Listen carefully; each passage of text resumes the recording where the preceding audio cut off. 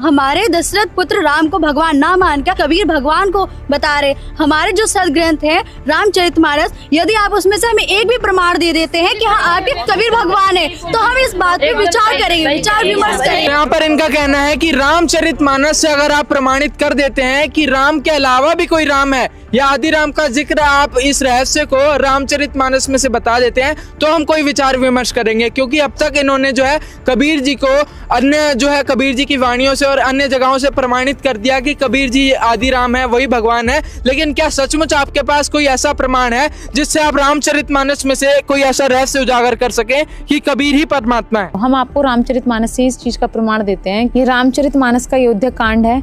अयोध्या कांड के दोहा 109 के चौपाई 4 में लिखा है, ते ही अफसर एक ताप सुहावा, तेज पुंज लघु वया सुहावा। यानी कि यहाँ वो खुद बोल रहे हैं, जो अनुवाद करता है वह खुद बता रहा है कि राम जी के पास उसी अवसर पर वहाँ एक तपस्वी आया जो तेज पुंज का था, छोटी अवस्था का और सुंदर था। कवि अलिखत गतिवेश विरागी, यानी कि उस परमात्मा के लिए कवि शब्द यूज हुआ है और वेदों में भी परमात्मा को कवि नाम से ही संबोधित किया गया है। इस तेज पुंज के तापस के प्रसंग को कुछ टीकाकार क्षेपक मानते हैं और कुछ लोगों को देखने में यह अप्रासंगिक और ऊपर से जोड़ा हुआ जान सा पड़ता है, क्योंकि भगवान के ज्ञान को हम नहीं समझ सकते, भगवान ही हमारी बुद्धि को खोल सकते हैं। क्योंकि यहाँ पर तुलसीदास जी जिन्होंने रामचरितमानस खुद लिखी है, वह खुद कह रहे हैं कि मुझे नहीं पता कि मैं इस कागज में क्या लिख रहा हूँ, क्या नहीं लिख रहा हूँ। उनको खुद नहीं पता वो राम की महिमा लिख रहे हैं, आदि राम की महिमा लिख रहे हैं। तो यही इस चीज में वह अनुवादकर्ता भी कंफ्यूज है कि वह कवि कौन था। वह यह भी कह रहे कि वह कवि था, यानी कि वह कवि कोई और नहीं, वह कबीर ही था।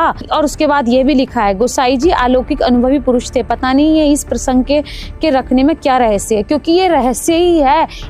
इस रहस्य को कोई तत्वदर्शी संत ही उजागर कर सकता है और आज संत रामपाल जी महाराज जी ने इस रहस्य को उजागर करा। कौन क्या कह सकता है, हमारी समझ से तापस या तो श्री हनुमान जी थे। मतलब अनुवादकर्ता को जो ये लगा उसने उस हिसाब से अपना बता दिया कि या तो वो हनुमान जी थे या फिर वो तुलसीदास जी थे।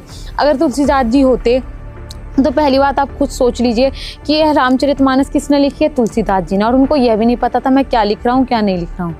तो यह तो तुलसीदास नहीं हो सकते। और राम जी के टाइम पर तुलसीदास जी तो थे नहीं, और राम जी त्रेता में थे और हनुमान जी थे। तो हमें आपको इस चीज़ से सिद्ध करा सकते हैं कि ये तेज पुंज का प्रकाश में व्यक्ति अब हनुमान जी नहीं था, ये केवल और केवल पूर्ण परमात्मा थे, जो कि कबीर रूप में, यानी कि ये वेदों में बताया गया है कि परमात्मा जो भूमिका करने आता है कवियों के माध्यम से अपने ज्ञान का प्रचार करता है, यानी कि उस परमात्मा को कवि भी कहा जा सकता है।